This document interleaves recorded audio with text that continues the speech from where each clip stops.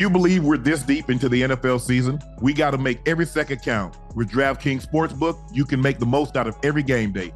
Bet on your favorite teams for a shot at winning big bucks. New customers can score $150 instantly in bonus bets for betting $5 on any matchup. Get in on the action with DraftKings Sportsbook, an official sports betting partner of the NFL. Download the app now. Use code Shannon. New customers can score $150 instantly in bonus bets for betting just $5 on the NFL. Only on DraftKings Sportsbook with code Shannon. The crown is yours.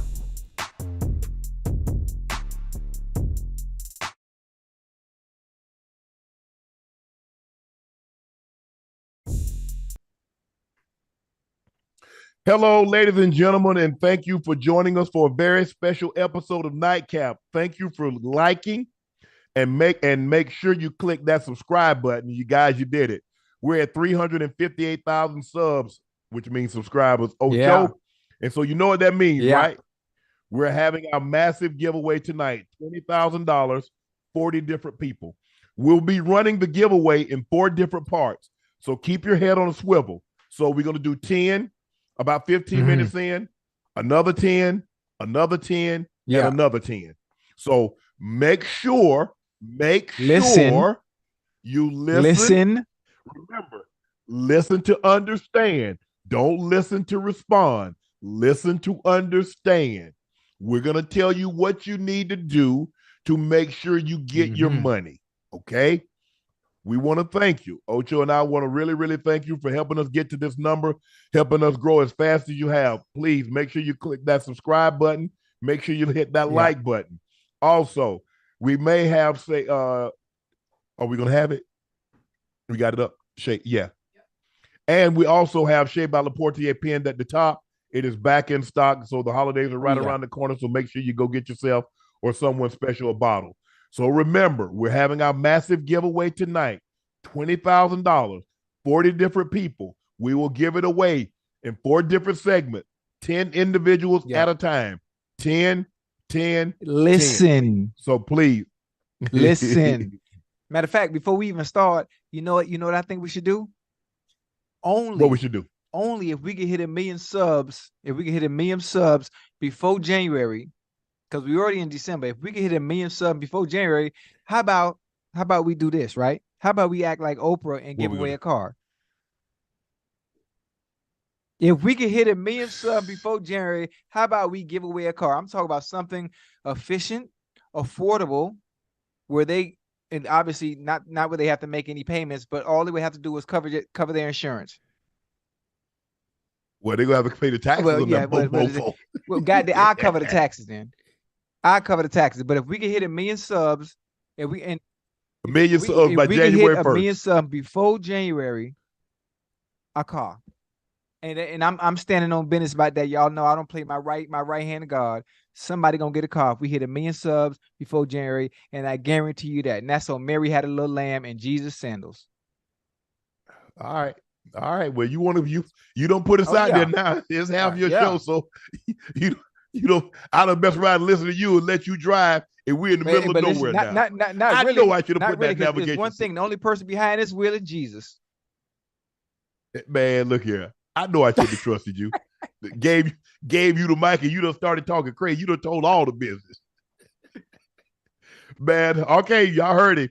Get us to 1 million subs by January 1st, and we're going to give away a car. And Ocho go pay the taxes on it. That's fine. We'll give away a car. We're going to give away a car, ladies and gentlemen. Get us to 1 million subs by January 1st. We're giving away a car. All right, let's get into tonight's action. The Bears beat the Vikes 12-10.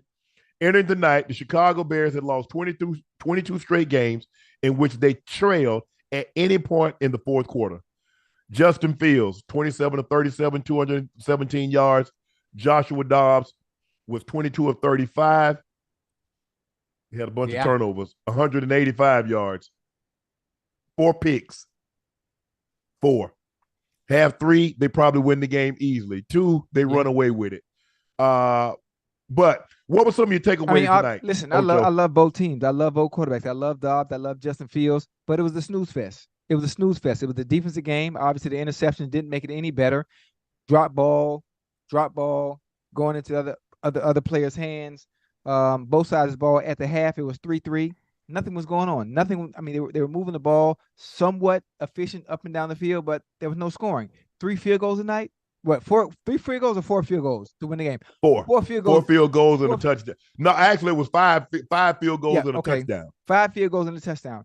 Like, come on. That's not what we signed up for, especially for a primetime game, a Monday night game, something that we all look forward to. Something about the slate of primetime games have been very, very boring, very, very lackluster outside of was it Thursday night or was that Sunday night with the Bills and Eagles? So, oh, you talking about Philly? You talking about Philly, Hey, Philly and Lord, Buffalo? that was a great game. That was That was a Sunday. great game. Then That was Sunday okay, Sunday afternoon. afternoon, and then have to. Oh, the Sunday. I'm sorry, Sunday afternoon. Then have to, be succumbed to the game tonight. Like, it was unfortunate. Again, Dobbs, you can't win a game. You can't win a game like that. You can't turn the ball over that many times and overcome it. You preach it, you harp on it all the time about turning the ball over like that.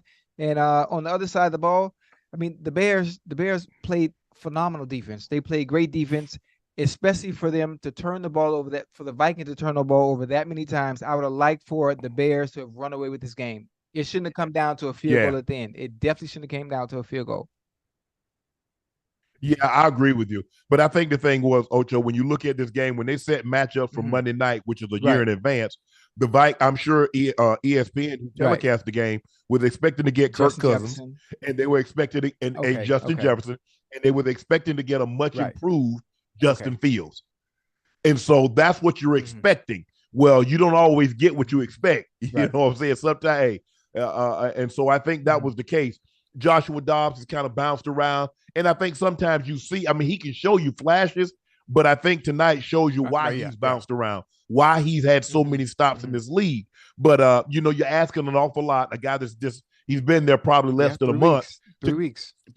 So to come in and play extremely well. He had flashes. He had some flashes, but you got to protect the football. I mean, you're not that good of a football team to overcome those kinds of mistakes. And but give their defense credit, like you said, he turned the ball over 4 times, and they only gave up 4 field goals. So the Vikings, the Nail Hunters, having an unbelievable season. They played hard, but it's hard for you to overcome those kinds of mistakes. Justin Fields, on the other hand, the turnovers again, fumbled the ball twice. He allowed them to get back into the game with that. You got to protect the ball. I think the funny thing about it is I think more so he's protecting the ball. If you see him, you can see him cover up with the ball. But the funny thing, the defensive player laying the hat in the right place at the right time, and it still came out anyway. It still came out anyway. Them guys are really good. Them guys, because the thing is now, Ocho, wasn't so much when occasionally they did it, but they have drills now. They know how to punch that ball out. They'll put their helmet right on the ball. So even if you got it nice and tight, guys will come in and punch it out, or you trying to cover up, guys will come in and put the helmet on the side, and it goes squirting out. So give those guys credit. They found a way to get the ball out from Justin Fields, and it probably wouldn't even been a game if he could have held onto the ball, but it allowed Minnesota to get the ball and score a touchdown. So, it wasn't the most entertaining game, but, somebody, I'm sure the Bears said, hold on. To go on the road and to win a ball game, given their history, especially in the fourth quarter, being behind at any point in time, and to find a way to win the ball game, maybe that gives them some confidence. But I thought also, now I know he's been injured with that thumb, Justin Fields, but I definitely was expecting him to take that next step and get, because his legs, you see what happened with Jalen Hurts? Jalen Hurts had unbelievable legs, but in the offseason, he got better and better and better at throwing the football. So now he's a dual threat, because he can beat you either or.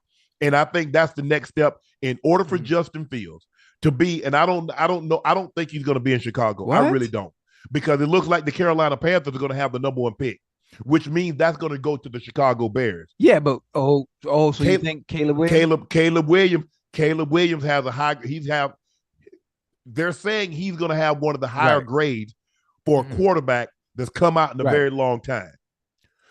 I don't see how they passed it up once. You could have had CJ Stroud. You could have had Bryce. I don't believe they do it again, Ocho. Because guess what you can do, Ocho? You could really build. You want Justin Fields? There are like 10, 15 teams that need Justin Fields. Hey, I can get another first round pick. Plus, I'm in the top 10 myself. The Bears got their own pick. So you mean to tell me I might be able to have 3 top 10, top 15 picks? Tell me I can't build something with that, Ocho. You can. Especially maybe I take that latter pick for Justin Fields and I trade it and get me a veteran player. I like that. But again, I'm going to go back to what Caleb Williams said. I don't even know if he really quoted this or did he really mean to say what he said earlier about obviously whatever team drafts me, I'm going to want some type of capital in the team. Then the NFL's not doing that. They won't allow that. They'll make you they'll make you divest any part. I mean, they're not giving up a part of the team. They're not going to start that president. The NFL is not one for starting presidents. I don't think any professional league will allow a current player to have an ownership stake in a team. Because remember, they made Brady. I mean, Brady had to divest. I think he tried to what was it? The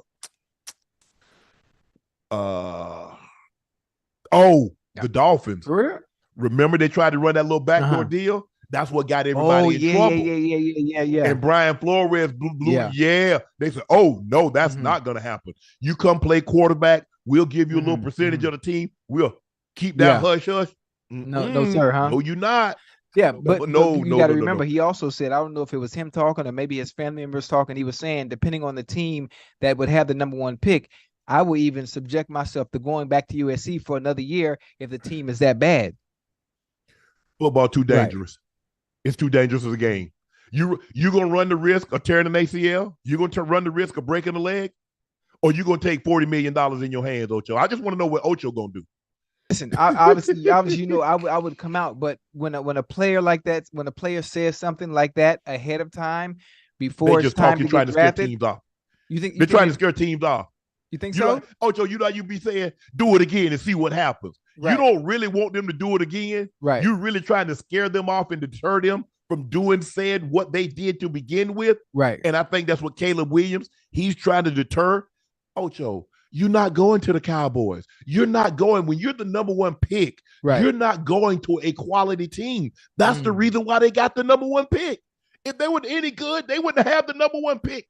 This is not like basketball. Basketball, the Lakers won the NBA title one year and then got James Worthy. They won the title in 82 and got James Worthy. How you do that?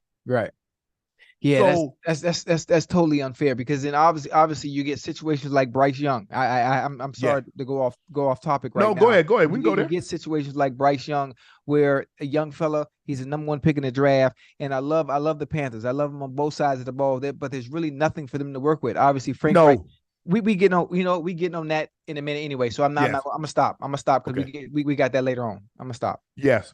Okay, we saw what transpired. Shaq Lawson apologizes for shoving an Eagle fan. He just got to let it go, knowing his frustration. Both Shaq Lawson and Jordan Phillips wrote on Instagram that a fan threatened them and their in a situation that escalated throughout the game. Lawson later apologized for the shove while saying certain lines should not be crossed. What's your takeaway on that, Ocho? I mean, listen, fans have to remember that we, as athletes, especially when it comes to our family, don't do that. Don't do that. Don't do that. Don't cross that line. There's a certain line that you don't cross, a certain line that you just don't do when it comes to, you can heckle, you can say what you want. Don't touch, don't get in anybody's face. Don't be disrespectful. And half of the time, the fans do this stuff purposely, simply for a money grab. Simply because if you touch them, you do anything to them, you shove them, you push them. Oh, I'm hurt. Oh, my neck. Oh, my back. Simply, that's all it comes down to at the end of the day. If you're not a fan of a certain player, enjoy it. I mean, me, for example, I love the trash talk. I love you saying stuff about me. I love you cursing. I enjoy that. Everybody's not the same, especially when it comes to people's family and people's kids. There's a line you have to draw because they will lose it and forget that they are a part of the NFL or a part of the NBA. They will forget that really quick when it comes to family. Family is a line that you shouldn't cross. You start talking about somebody's wife or somebody's significant other, somebody's kids. That's a green light. They become very protective. And I don't know why you would go to the game. and talk about someone's family member in that manner, because you wouldn't want someone to come to your place of employment and talk to you. Now, I understand, you want to cheer, you want to say I suck, you want to say I boo me, all like that. Because the more you boo me, that tells me the better I am. You don't boo special teams players. You don't boo guys that's not dressed out. You boo the really good players. And the louder you boo, you're telling me I must be really good. And I'm okay with that. But when you start calling me a bitch and a mofo and all that, bro, hold up now. Come on now. I didn't sign up for that. And so I think sometimes fans get carried away and they're like, well, if you pay me $1 million, I should be able to say whatever I want. And you should be able to take. No, it doesn't work like that, guys. It really doesn't. And I don't know why you would. I mean, just because your job doesn't subject you to that. I mean, I wouldn't go to somebody's place of work, and no matter, like I said, we were talking about tip service, but I'm not gonna call nobody out their name. I'm not gonna say, oh, you this or you that. That's not what I'm gonna do. But hey, sometimes fans, and plus, Ocho, you got to realize now, a lot of these fans probably showed up an hour, 2 hours before the game, and they've been probably had a couple of drinks, couple of beverages along the way. So 2 hours before the game, and now you're going through a threat. So you've been there 5 hours, and you've been throwing a couple of them things back. So now all of a sudden you got that courage in. Yeah, you're feeling good. That liquid courage. You're feeling good. You feel invincible. And I think if we were to ask, let's say if you were to line up 100 people, if you was to line up 100 people and ask fans, how do you feel about heckling of players?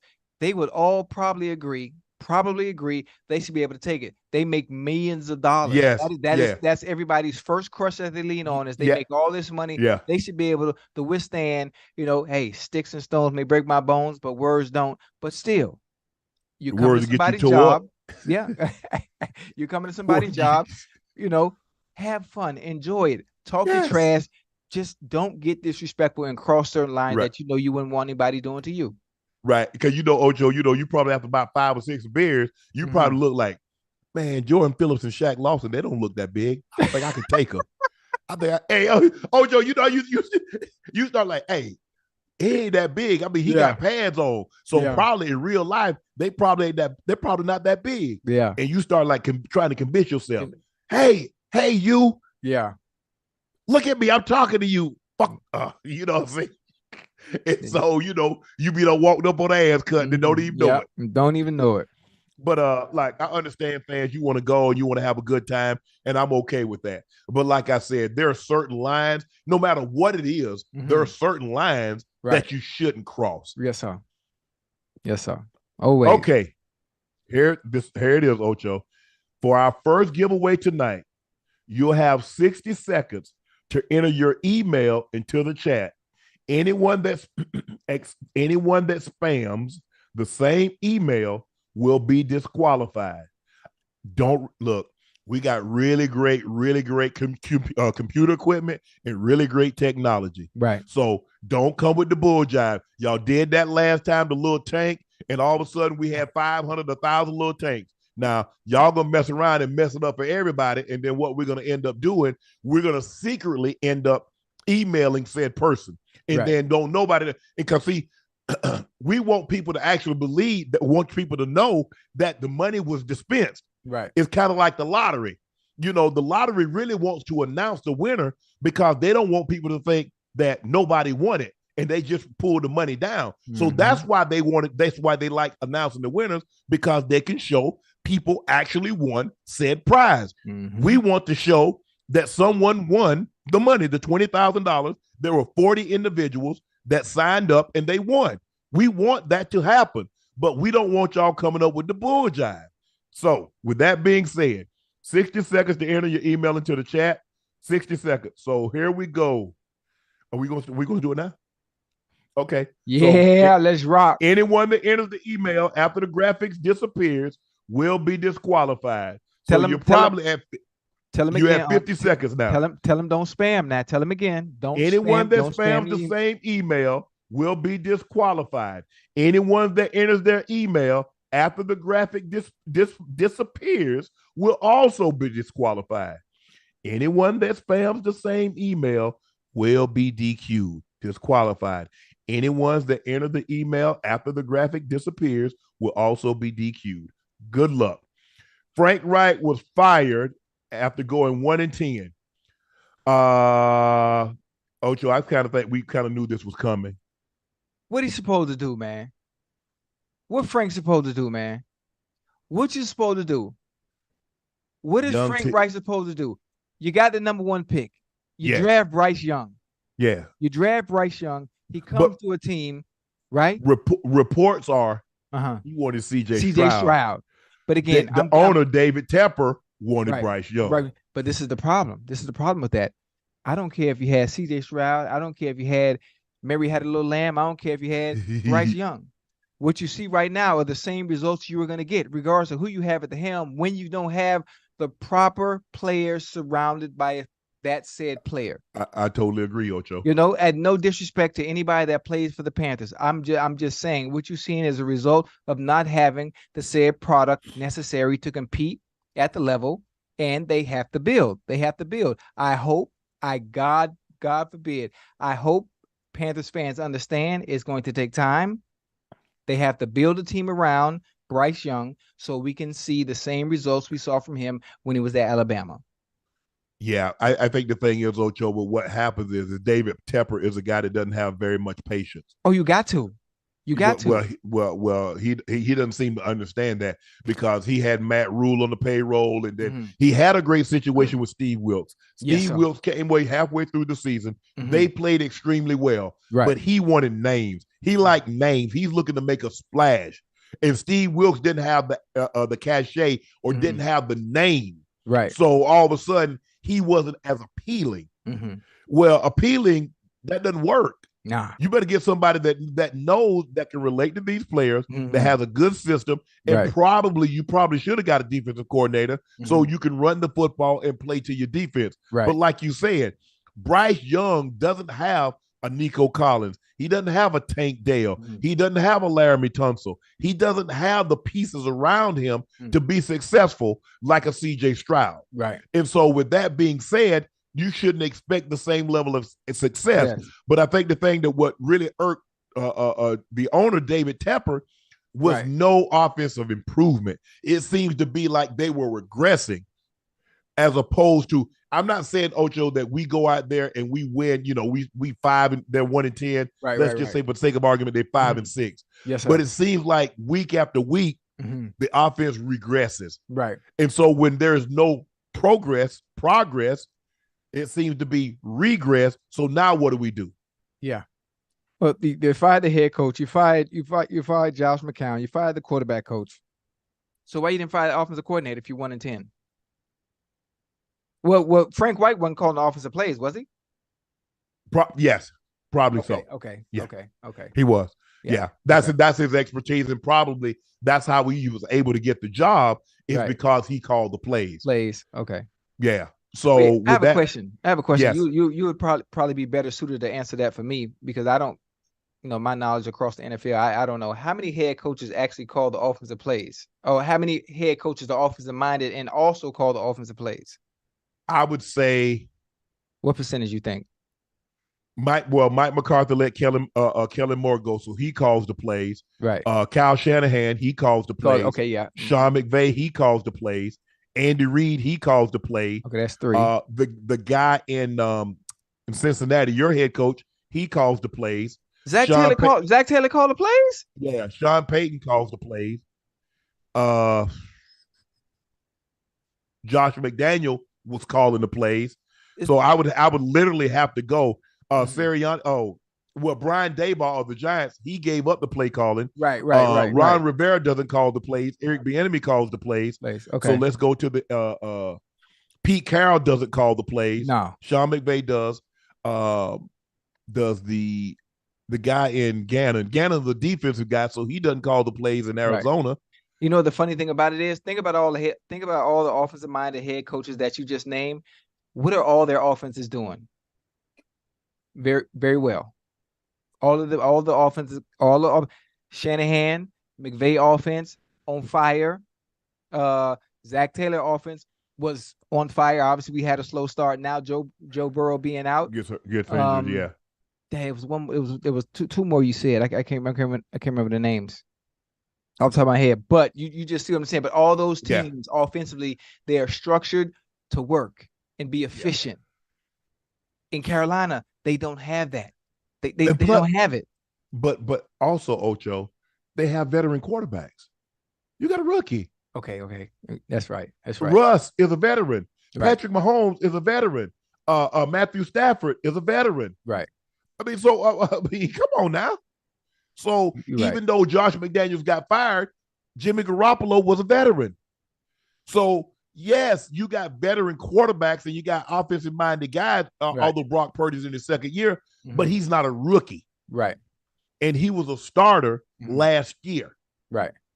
So with that being said, I mean, it takes some grace, but David Tepper seems to be a guy that if it doesn't work right away or immediately, he's willing to okay, boom, tear it up. Well, but I guess when you got $8-9 billion, Ocho, you can do that. Yeah, but listen, I think he has to understand the nature of the business, the nature of the beast when it comes to the NFL. You can't just pull right away like a deck of cards and reshuffle it and think you're gonna have a hand that you can play. It don't work like that. You're gonna have to have patience. You got a rookie quarterback. You have to build and put pieces around that quarterback. One solid offensive lineman. One solid. Yes. Obviously, you want it to be your left tackle. Somebody really good. All things being equal, you want your left tackle. You need one solid receiver, a security blanket where you can close your eyes and know 9 times out of 10, I could come to his ass on first, second, or third goddamn down. Then work your defense. Running backs, you know how they feel about running backs right now. You could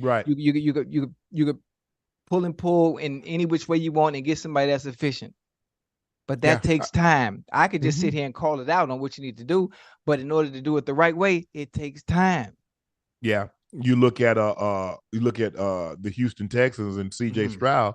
They got the highest paid left tackle and the highest paid offensive lineman in football, in Laramie Tunsil. And probably the best left tackle in the game outside of what's the young fella over there with the Cowboys that wears 77. You like Tyron Smith? Ooh. And you know you got that big boy out there in San Fran, Trent Williams, brother Trent Williams. That's the top 3, right? For sure. That's the top 3. Oh my goodness, boy, them boys good. Yeah, they move something. Them boys good. Yeah, they move something. I mean, Trent's a 10-time Pro Bowler. I think Tyron Smith is a 7-8-time Pro Bowler, many-time All-Pro. Yeah, but look at the Cowboys. I mean, the Cowboys got an All-Pro, a guy first ballot Hall of Fame in Zach Martin. Yeah, they got a left guard that they drafted that exceeded everybody's expectations. He looks like a mini Larry Allen, and you got Tyron Smith. Yeah, but you have to give a Bryce Young time. You got to give him protection, and you got to give him weapons. Yeah, and he doesn't have any. He doesn't have any weapons. He doesn't have an offensive line that can protect him. Bryce Young. The Panthers on Sunday scored 15 or fewer points for the 5th straight time, 7th time in 11 games. Bryce Young ranks last in QBR. He's been sacked 40 times, tied for 5th by player through his first 10 starts. Since sacks was an official stat, sacks were first tracked in 1963. They didn't become an official stat until 1982.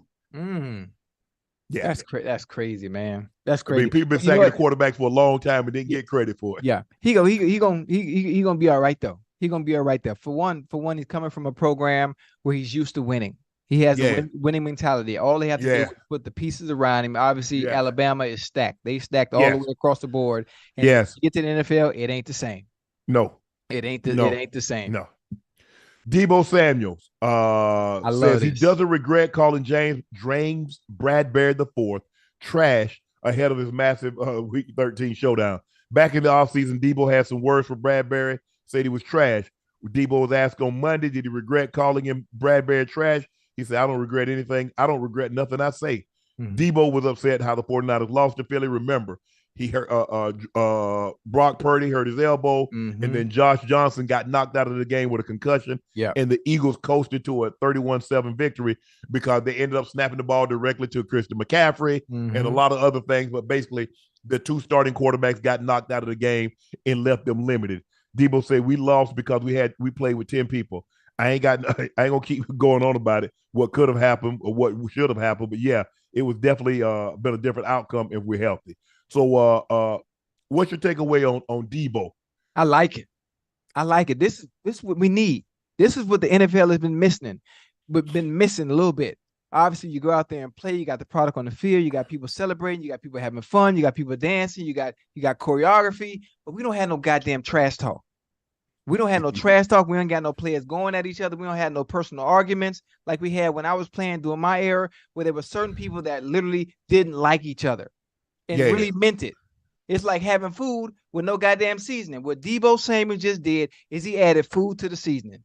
So now, guess what everybody gonna be doing? Guess what everybody gonna do when they play?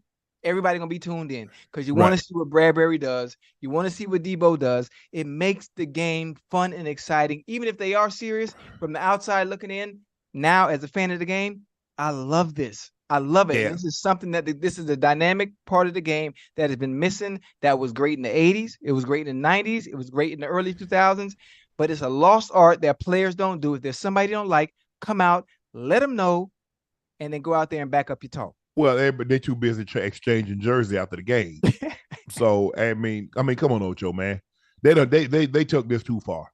I mean, you want everybody jersey, bro. You ain't exchange jerseys? No, when we went to the Pro Bowl. Okay. Back when you got to realize, bro, I can't get, you know, you would every once in a while look, hey, Sean, let me get that. Okay, fine. But helmets was the thing, but I'm trying to think. The only jersey I ever swapped was my last year in Baltimore, but this was after the game. Right. I mean, we were in the tunnel and Ray and I exchanged jerseys. Yeah. But not on the field and not after every game. Yeah, you're right. I think Ocho, in my basement, I want everybody jersey. Well, you got my jersey in your basement? Man, I'm trying to think. I think I got my Super Bowl jerseys. Then you had to throw that in there on me, huh? Yeah, but that's all I got up there. As far as jerseys, I got Rays, and I got Peyton's Bronco jersey. Why you got my jersey? Hey man, you Ocho, I was gone. I mean, what you came in? It don't matter. You should have my jersey hanging up just because I'm your boy. I just told you, man. Y'all be. I mean, when the Bengals come to the Pro Bowl, y'all be begging people to take that helmet. Man, as a matter of fact, she over here laughing a little too loud, man. As a matter of fact, I got Slim Pickens. Slim Pickens couldn't find nobody. He said, "Man, Sharp, just take it." I said, "All right." I said, "Because I'm not trading, because the hot helmets." Yeah. The Cowboys and the Raiders. Oh, yeah. Everybody wanted the Cowboys and the Raiders. Especially back then. Yeah, man. Everybody wanted. And Emmett didn't trade his helmet. Time didn't really trade his helmet. No. And by the time, no. Because if I'm not mistaken, I think Emmett might have worn the same helmet damn near his whole career. Man, Emmett didn't really get off nothing. No gloves, no shoes. Emmett was like, man, Emmett, the dude kept every touchdown ball he scored. Damn, and he scored damn near 170 times. You know what's funny? Now that you think about it, man, I think I've really messed up, Unc. I really messed up. And when I was playing, as far as keeping memorabilia and having memories to pass, man, I ain't got shit, man. I ain't got no jerseys. I ain't got no footballs. I don't like some of the props I use for celebrations. I don't know what my Hall of Fame jacket is because that's the only one I'm gonna get. I would love to have that and frame it and create my own bust and have my own bust made. Like I don't have nothing. No. I scored a few touchdowns. I ain't got one goddamn ball. I went to the Pro Bowl 6-7 times. I don't even remember how many times.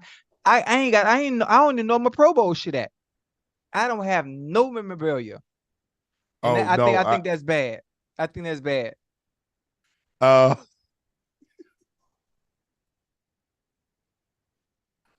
If I look back on it and I look at some of the guys that I went to the Pro Bowl with. Yeah. 1 year it was Montana was my quarterback. Mm-hmm. I think it was Montana, Elway, Marino. I mean, like 2 years in a row, I had Elway, Marino, Montana, Warren Moon. It didn't get anything. Bruce Smith, Junior Seau, DT, Cortez Kennedy. All the guys, obviously the NFC, you had Rusty, so Reggie White. Mm-hmm. I mean, you had the dogs over there, man. Man, shit, but you lucky I wasn't playing. I didn't dawn on me. I would have took everybody's stuff. Like, do you realize the names you just called off? Yeah, hey.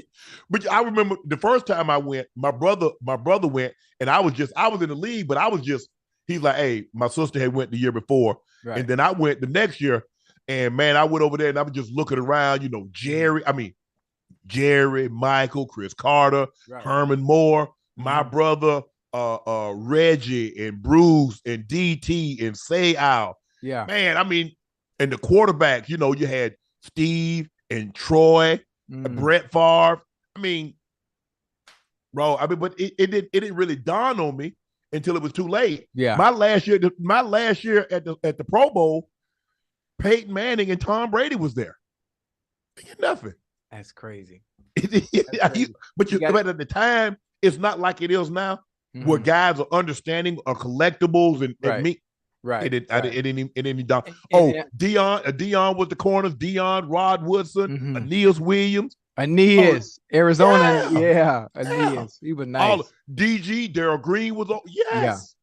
Yeah. I'm messed up. So it just now 11, 10, 12, whatever years removed I am from the game. Now I wish I should have kept some of that stuff, and I don't know what it is. I'm somebody out there. If you see this and you have my Hall of Fame jacket, my replica, I would like it back. That's a keepsake for me. And if I have something framed, I would like to frame that because that's a 1-on-1. Yeah. Barry, Emmett was the running backs. I mean, man, you had Barry and Emmett was there? You ain't getting them from Barry? Nope. Nope. I mean, but here's the thing: Barry barely came down. I mean, you might see Barry once or twice. It was hard because when we first started going, it was at the Hilton Hawaiian. Yeah, it wasn't secluded like it was at the Iolani. Right. So it was just open. Nice. Yeah, Iolani was nice. See, the Iolani, it was all basically people over there is family or friends of family. Right. At the Hilton Hawaiian, it could be anybody because it was open. You just go. Right. And so guys didn't want to be bothered. So they were just like secluded, So, but no, I didn't even think about it, Ocho. But I agree with you. I like Deebo, what Deebo had to say, because it's not like they're gonna call the game because he said a little, and it's not like they were gonna play hard if he said a lot. Not right. The game got to be played. Yeah. No whether you like me or not, I'm still gonna show up.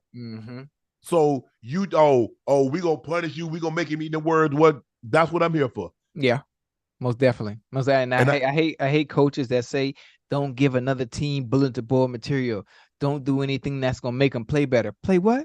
Play who? Play how? What you talking about? They put their pants on one leg at a time like me. They bleed the same way I do. So, why not talk trash? All you got to do is back it up. Ain't nothing wrong with that. And that is what the game is missing. Okay. NFL players, if you see this, we got maybe 6, 7 more weeks ago. Start talking shit. Call somebody out. Hold on just a second, Ocho.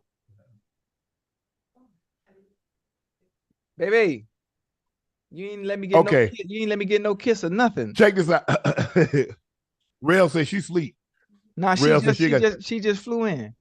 Oh, did she? Yeah. Come here, baby. Get some sugar. Hey, Unc, how you doing? Hey, Rail. Yeah, that's my baby right there. I did it. Ocho, don't get Ocho. Hold on. Hold on. I'm blushing. Hold on. You blushing? I can't tell, but I know you are though. Okay, come on. Back to work. Guys, YouTube has filtered it out. We can't do emails in a live chat. No. So what we're gonna try a different route. Okay. Send your phone number. No. You have 60 seconds to enter the code word teddy bear. 2 words, teddy bear, and your Instagram handle in the chat. 60 seconds to enter the code word teddy bear to your Instagram handle in the chat. Remember, spams get disqualified. We kicking that out. Look at her. She talking about she finna put teddy bear with her Instagrams. Rail, you happen to be a family member of somebody, so you get disqualified immediately.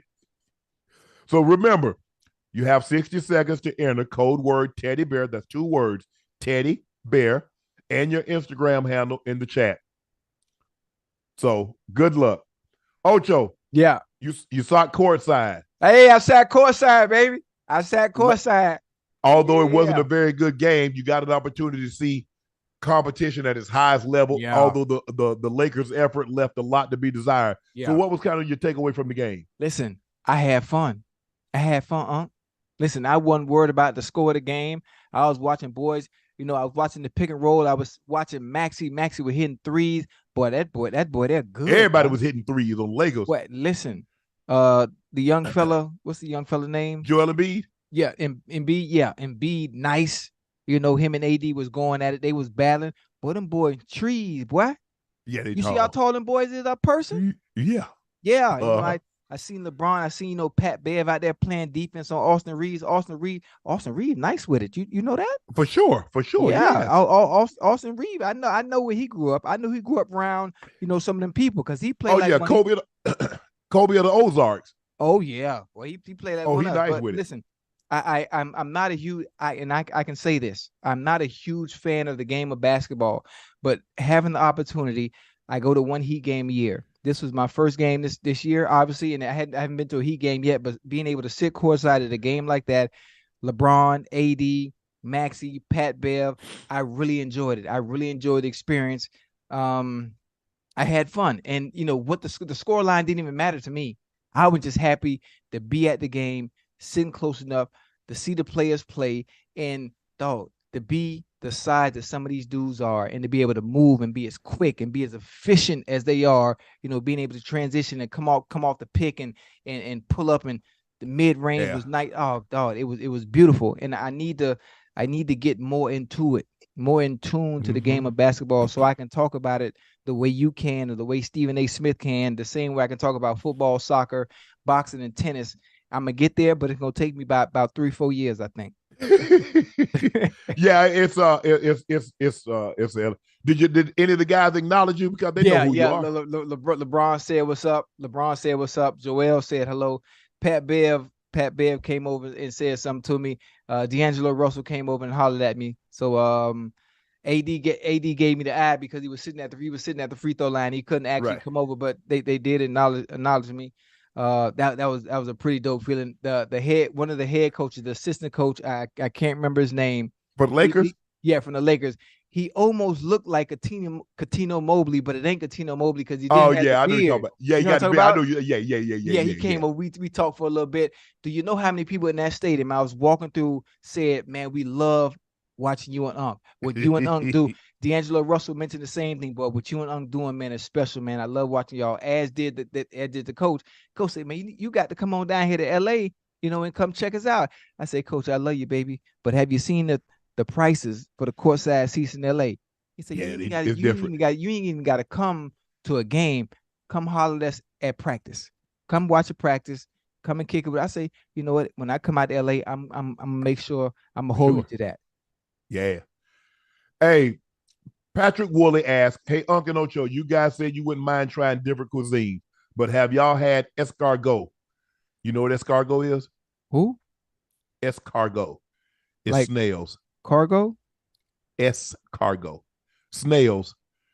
You know when you was a kid and they had them in the aquarium? Yeah, those. You talk about snails like when it rained and snails go about the drive-through when they leave those slime? Yeah. Wait, come back to me now. You can eat those? Yes, you can. There's a certain type of snail, I'm assuming, because there's so many different species of snails. Yes. They can eat those. Huh? They can eat those. I ain't eat no snail. I don't want no snail now. Whoa! If you eat pig feet? Yeah. Raccoon soup? Yeah. Pig tongue, I ain't never had no raccoon ear. soup. The raccoon that I've had was baked. It wasn't no soup, baked? Ocho. It was just baked. It was baked. Well, either baked, you eat baked raccoon. That make it any goddamn better? Barbecue. Does that make it any better? But you won't eat snail. No. I mean, once you cross the line, you might as well just eat every goddamn thing, honestly. No. Whoa, Ocho. You on your own now. You on your own. Because you already know what you would do. You already told me about the toes.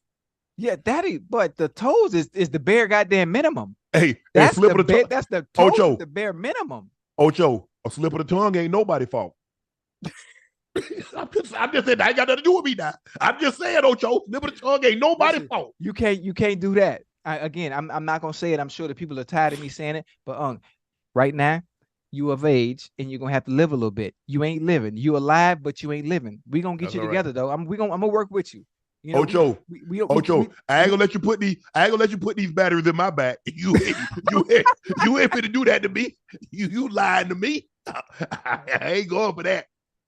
But you know what, Ocho? We had a conversation about Megan Thee Stallion last night. Man. No. And this one lady, she had something talking about, you two grown men and y'all are famous and you guys have daughters. How would you feel if somebody said that about them? Whoa, I said, ain't got to how I feel. People gonna say it regardless. Wait, y'all make it seem like if I don't say something, that means that's gonna shield my daughter, or my daughters from men saying things or men approaching them. Wait, you didn't say anything wrong or disrespectful though, Unc. You were giving her praises though, Unc. Ocho, you know how people are, Ocho. So she said, "Do you know that sexual harassment?" I was like, so now I'm sexually harassing Megan Thee Stallion. I said, that's what y'all. So that's where we at now. I remember seriously, that's where we at.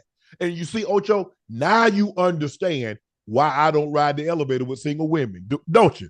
Now you see why I don't hold the door for women. You see? Because the first thing they're going to say, he held the door to look at my butt. The first thing they're going to do, he made me feel uncomfortable. Now you see, Ocho, why I'm wired like I am. How in the hell did someone even pull that out the air when it was more so? I do not understand the analogy and the manner in which and what you said had nothing to do with that and being in a disrespectful way, but more giving props to who she is. And like, how do you I think they was talking about last night when you and I said it in jest. And so, exactly in jest. Everybody gets that. Everybody understands that. How could you not? Nah, Ocho. Sometimes, listen, this is what we know. You and I are both heavily involved on social media. A lot of times people come to social media just to get upset. Right. Or to have something to be mad about. Have something to complain about. So, noted, Ocho and I do a better job of filtering our conversation. Nah, we can't filter, because that's what makes us special, man. That's what makes us special and a little different.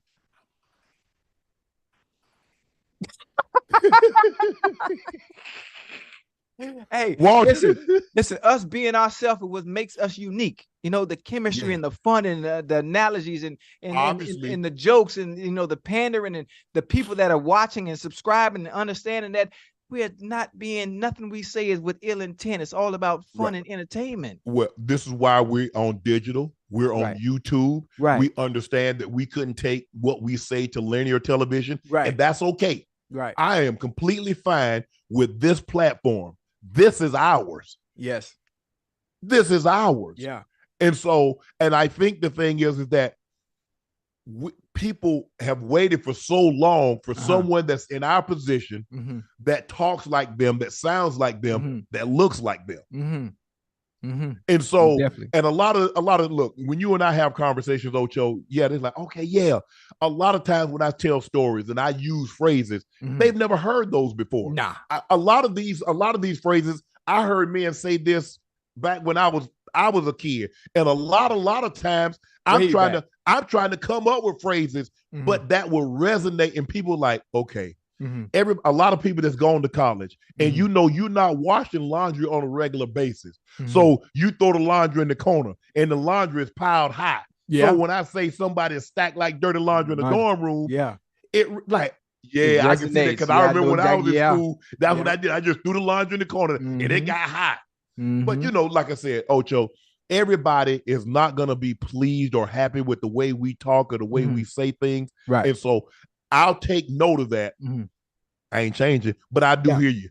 I'm not taking note either. But if you are watching, whether you love us, whether you don't, any celebs or famous people that we talk about, I love you. I love you. Some of you probably don't even like me. But I tell you what, if Meg had a problem with anything that I've said, if she feels offended or slighted by anything that I said, let me take the time to say, I'm sorry. I apologize. And we love you. Yes. Meg, and we love you, because I got knees just like you. Let me show you. Hold on. Let me show you my Meg knees. Let me show you. I got knees just like Meg.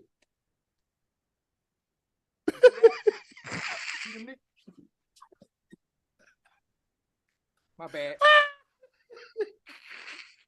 Oh, shit, I ain't gonna lie to you. I can't get down there like that, because I ain't getting up.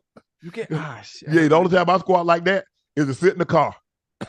Ain't no squat down there get like that. My knees ain't that good. And then with 2 repaired hips, oh no. Walter was Jones asked, Unc and Ocho. I hurt my knee. Hold on. I hurt my knee. Hold on.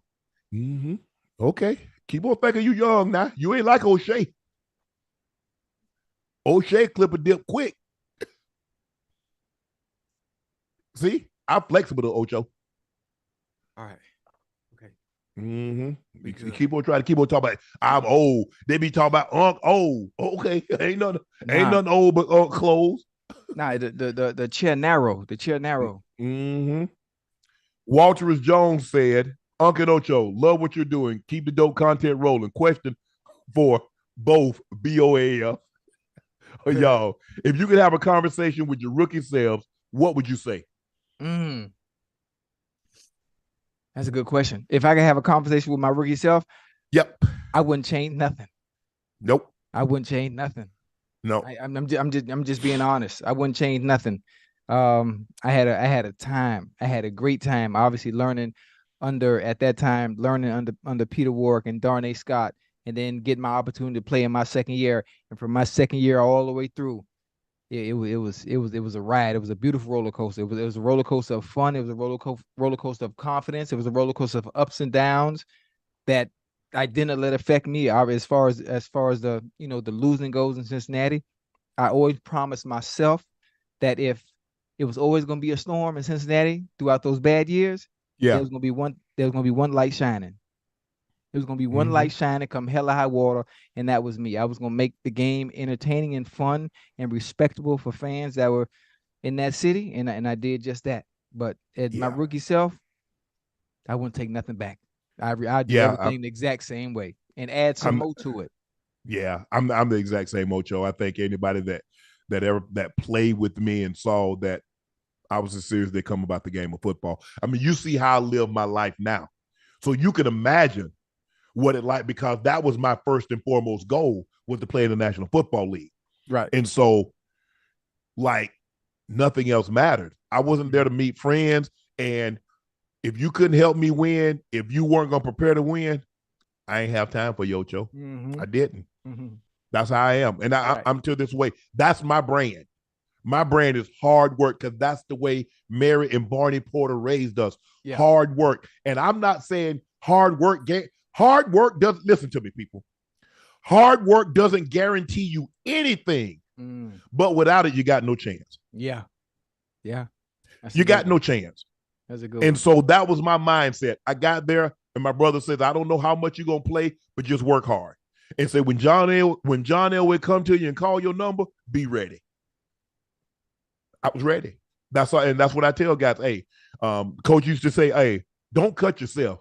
Let me do that. Know what you're supposed to do. That. Know what you're supposed to do, and give me everything you got. He said, even if you make a mistake, we can correct the mistake. Yeah. We can't correct that effort now. Make sure you make that mistake going full speed. 100 miles an hour, Ocho. 100 miles an hour. And I had an old school coach, and Dan Reeves, who played for Coach Landry. Yeah. Who he played for him. He coached up under him. Man, Ocho, I made the Broncos basically because of special teams. I was hell. Man, we played the Raiders. Now, obviously, they see all the training camp stuff, right? The preseason games. Hell, I'm making all the tackles. So what do you think they do to me? They double me. I knew you were gonna say that, double. I bet you split that shit right up, huh? No, Ocho. I didn't know any better. Ocho, I thought, okay, once I get double, I can just tell the coaches they double me, and it was good. Right. Coach Reed called me to his office. Put the tape on. They double me. He said, that's not good enough. That's not good enough. He said, I've seen you beat double teams. He said, we still cut players during the season. Woo. Say no more, fam. Say no more, fam. You ain't got to say no more to me. He never had that conversation. He never had another conversation with me again. I tell you what, that next week. Yeah. Double who? What? Double mint. That's about it. Ocho, but see, back then, now they don't let you line up. You can't go until the kicker kicks the ball. Right. Back when I played Ocho, I got 15 yards. Mm-hmm. And when I hit that line, by the time that front line turned the block, I shoved them to the ground. I'm back there, Ocho. I'm back there. I'm back there. Yeah. And all I'm trying to do, and me, it was me, Al Montgomery, Lilo Lang, and a dude named Raleigh Halliburton. And I just say, we know kind of which way the return was going to go. I said, all I'm asking you to do to make him check his feet, because I'm coming with that ear hole shot. Right. Or Ocho, I'm trying to look, I ain't trying to put you out of the for the season. Right. But if I can knock one of them Mel Gray or Tim Brown or one of them good ass returners, Eric Metcalf. Eric Metcalf. When you were the Falcons or Cleveland? Cleveland. Oh, Cleveland. Yeah. I got to be Cleveland. You were the real deal. And I was a gunner on punt. Hey, they couldn't double me on punt now. They couldn't double me on punt. I flipped that thing like the Incredible Hulk. Pick him up, put him down. Pick him up, put him down.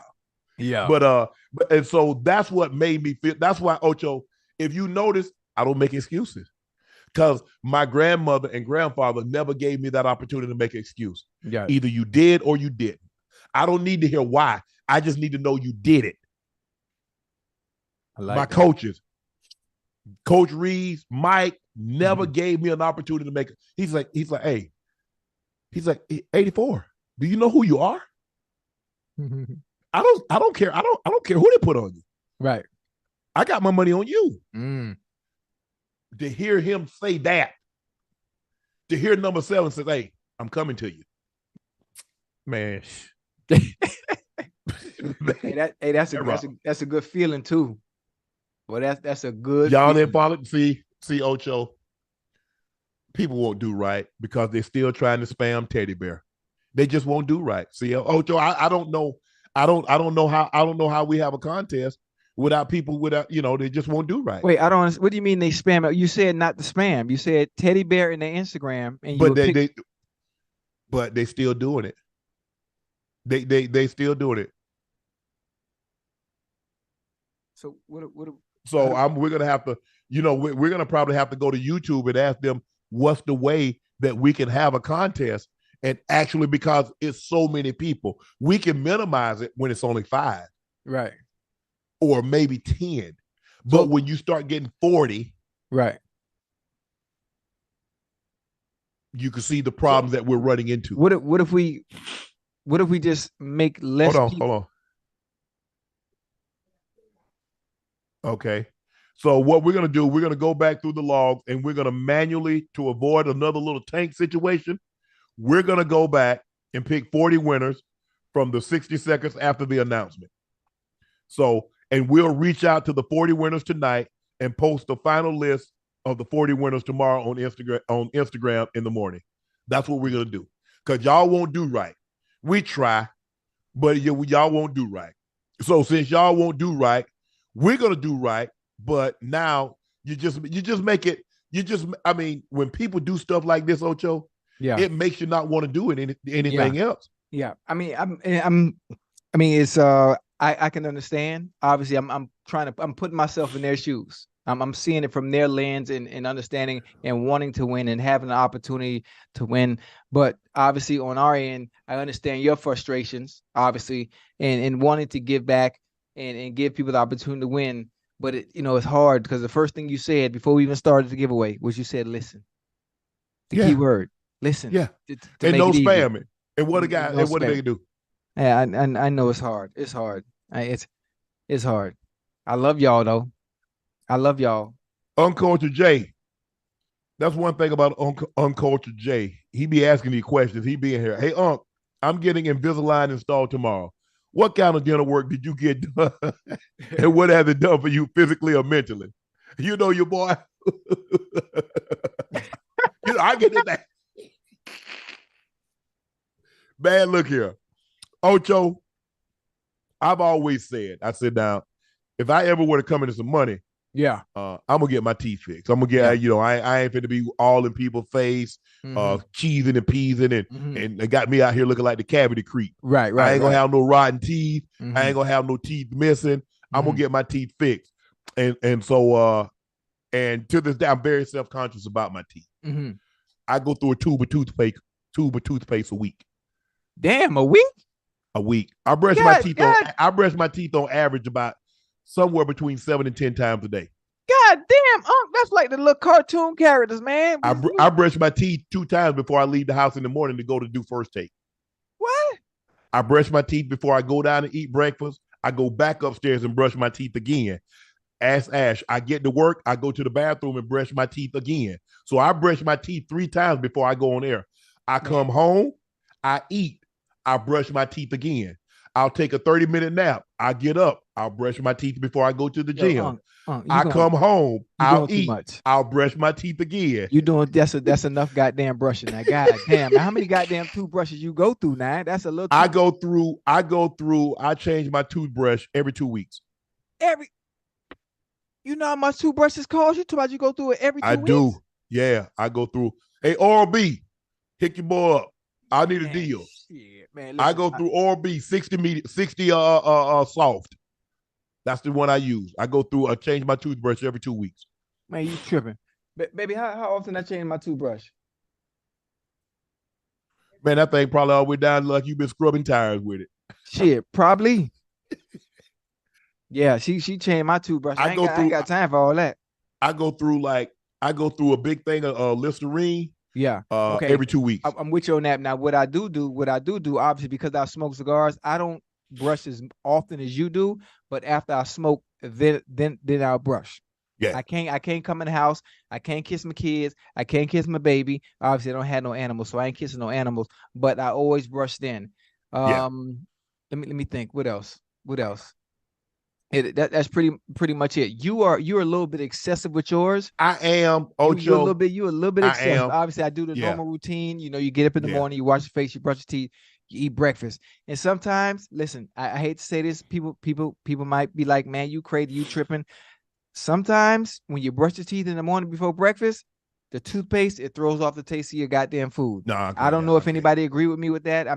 It's happened to me a few times where shit don't even taste the same because you got that minty taste in your mouth and the Listerine in your mouth, and you go and eat and shit don't even taste the same.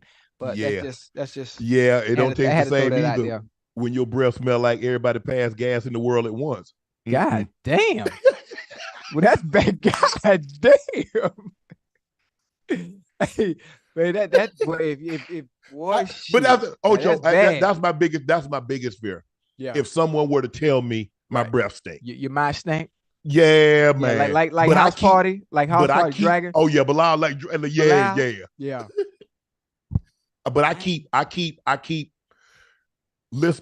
Listerine tablets. I keep, like I said, I brush my teeth probably I say on average about 8 times a day. Damn, but you know what's funny? Now that you mentioned it, because I smoke cigars. I smoke 2 or 3 cigars a day. Now, me and this one here behind me, when we first met, obviously, to your case in point of not wanting anybody to say, you got a little, you're a little tart, your breath. Yeah. So the fact that I smoke cigars so much, what I always did is when we first met, in the corners of my mouth, I always had 2 peppermints. I always had 2 peppermints. So even if I am smoking and we're conversing, it still smells minty or that peppermint, smell when I do talk. Now we 4 years in, shit, I don't even care no more. I done got you now. I'm good. Yeah. I can't. They've like, it's, and that's what everybody says the same thing. Right. You good, you. It's an obsession now. So now this is the funny thing. If you have this obsession and it's very what I consider, and I'm sure other people in the chat would consider very excessive, what about the woman that you're dealing with? Does she also have to take after? No. I let them, that's just me. But I think but they do probably brush their teeth a little more than they normally would if they're around me. Right. Because like I said, I brush my teeth. I leave the house at 6 a.m. I brush my teeth twice. And then by the time before I go you on even air, leave? Twice. Before I eat and after I eat. And then I brush my teeth again when I get to work. God. Well, you ain't. I know my sister say, Shannon, ain't that much brushing in the world. So you gonna brush. Say, I don't know what color your teeth are underneath, but we should know by now because you don't brush the white off there. Hey, well, that's crazy. But That's you know crazy. what, Ocho? I'm a perfectionist. I'm a neat freak. Right. Oh, so you got OCD. You got that. I do. Yeah. Ocho. I vacuum my kitchen. I wipe down. I spray Whoa. Lysol. You vacuum the kitchen? Vacuum the kitchen. I Wait, the Lysol vacuum. wipe. I know you got tile in the kitchen. Why are you using the vacuum on tile? You're supposed to mop. But just in case. I used to. But see, what I used to do, Ocho, I did break this habit. Right. I used to vacuum and then I would Swiffer it. Yeah. I got the. So I was like, man, I think maybe I'm doing too much. But I wiped out all the countertops. I washed the dog's bowl out, make sure they don't have any food left in their bowls. I pick their stuff, I don't want rats, I don't want bugs. Right. I don't want any of that stuff coming into the house. I hang up all the towels, everything is hung up nice and neat. Everything is situated. Yeah, I know. But I can't help it now. I like that. And see, I get to a point where where it clicks in, or I get into that mood of remember when I had to do chores. You had to do chores when you were a little kid. Yes. I let stuff, and I'm gonna be honest with with the people at home. I don't care what you think about me. I let it get bad. I let it get bad before I actually get to the point where, okay, you know what? This is enough. I can't find what I'm looking for. Let me clean this up. Okay, the towels are piled up now. Okay, you know what? It's time to wash. Oh no. I'm the complete opposite. It got to get a little out of hand. I can't leave anything on the floor. I can't leave anything on the floor, Ocho. I can't leave socks on the floor. I can't leave socks on the floor. I can't leave anything. Boy, you're happy. You're walking my place and be like, man, shit, what the hell you got going? My shit like a dorm room. Oh yeah. My shit like a goddamn dorm room until I feel like, you know what? Okay, enough is enough. If one of them Saturdays click in and I get in that mood, I put on some music, I put on some Sinatra, open the blinds, and just get to cleaning myself. Oh, I do that. I mean, sometimes I go through, like, I'll turn on some music, I'll start listening to old school stuff, and then I'll clean my, go through all the drawers, straighten everything up. I'm a clean guy. And anytime you hear like, okay, he's cleaning. See, and my kids know. They don't. I'm gonna send you a picture. I can't even get in my closet. Oh no. I can't even get it. I can't even get in my closet. So when I open the door, I gotta squeeze through the door because there's so many clothes that people have given me and sent for me to wear, and I don't go nowhere. And it's so much to the point to where everything is hung up in the closet, but I can't open the door because there's so much stuff in the middle of my damn closet. I kid you not. I kid you not. And I'm stuck, and I just haven't gotten that mood yet. You know what? I need to sit down on a Saturday. Start in the morning and go through the whole house. But to answer your question, physically, it gives you great confidence that that people, oh, you have a great smile. Oh, you have pretty teeth. Things like that. I mean, it gives you, Ocho, I talk for a living. People looking in my mouth 2-3 hours a day. Yeah. I can't, I mean, and a lot of times I'm in people's face. Man, woo, that joker breath smell like get back. You know what I'm saying? It smells like a bucket of chin straps. Right. I can't have that, Ocho. Yeah. So it kind of happened. And I remember growing up, we had to cut. Remember how you had to cut the toothpaste, Ocho? Yeah. You just say throw the tube away. You had to cut it in half and just stick your toothbrush down in there and get it. Or we run out of toothpaste and Granny ain't gonna have no money until payday. We got to use baking soda. So I've always said, man, Ocho, my executive assistant, she'll buy 32, 40 tubes of toothpaste at a time. God damn. She'll buy 15 of those big things of Listerine. Right. She'll buy this mouth rinse. She'll buy 20 of those. So you be killing Costco. Is it what y'all got? Costco or Sam's out there? Well, they got both of them. I go to Target. Oh, so okay. Right now I got 25 toothbrushes. Oh, Ocho, let me tell you what I did. You know what I did, Ocho? They had a sale on deodorant. Wait, what you use? It's so many different brands. I've used the same Old deodorant Old since Spice? 1986. Mitchum. God. Mitchum? Mitchum. Man, that's the old. Mitchum, remember the movie Cocoon? Yeah, the old man was using Mitchum in Cocoon, but that's back in the 80s. 86. I got I bought they had it on sale one time, Ocho. Yeah, how many you bought? 35.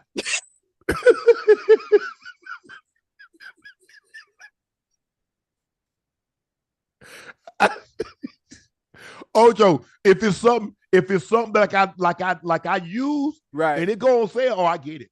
Yeah. Matter of fact, yeah. I can. I'm sitting here laughing at you. You talk about how you bought 35. You know what I buy a lot of?